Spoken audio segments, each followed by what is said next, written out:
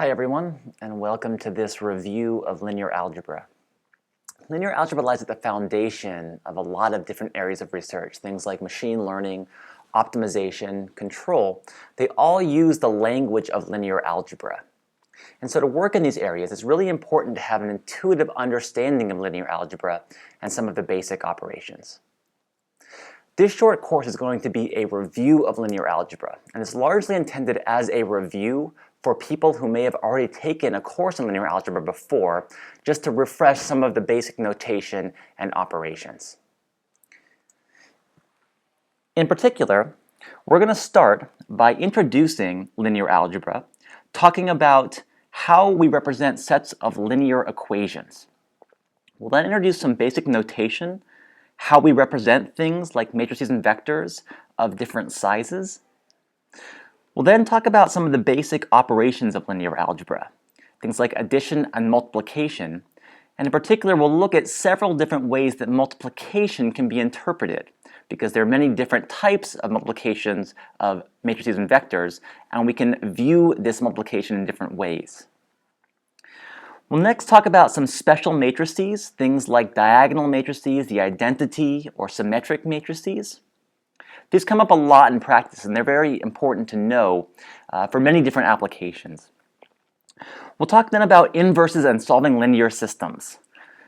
When we have a set of linear equations, the way we actually solve these is through the matrix inverse, and so it's important to be able to manipulate matrix equations and solve them with inverses. We'll then talk about matrix functions. People might be familiar with functions of scalar values that return other scalar values. This is kind of a basic function. But we can also define functions that take as input or return matrices or vectors. Finally, next we'll talk about putting equations into matrix form. This is a topic that isn't often taught in linear algebra, but one of the key techniques in linear algebra and key skills you might develop when using linear algebra is how we take complex looking equations and figure out how to write them more simply as a matrix or vector equation. Last, we'll talk about three slightly more advanced topics which don't come up in some introductory courses, but which are still very important to linear algebra as a whole, and which are very, very useful in more advanced research in these areas. We'll talk first about range and linear independence. This will address things like the rank of a matrix, the null space, and other spaces associated with a matrix. We'll then talk about eigenvalues and eigenvectors. This is a very important, somewhat advanced concept for matrices that is very, very useful in practice and tells us a lot about the characteristics of a matrix. And finally, we'll talk about definiteness and quadratic forms.